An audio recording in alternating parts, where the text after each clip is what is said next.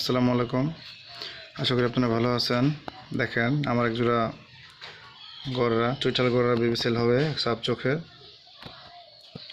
এই পাশেরটা মাদি হবে, এই পাশেরটা নর হবে। ঠিক আছে, 1-1.5 মাসের বাচ্চা বয়স হয়েছে, 1.5 মাসের মতো। বুট ঠোঁটের এই জোড়াটা সেল হবে। সাপ চোখের বাচ্চা, আশা করি খুব সুন্দর কোয়ালিটি, টকটকা লাল বিগ সাইজের এই বেবি জোড়া সেল হবে।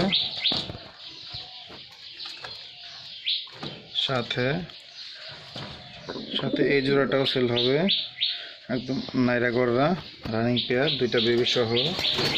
ওই দেখেন দুইটা বেবি, একদম কোয়ালিটিফুল বেবি হইতেছে। এই দুইটা বেবি সহ সেল করা হবে।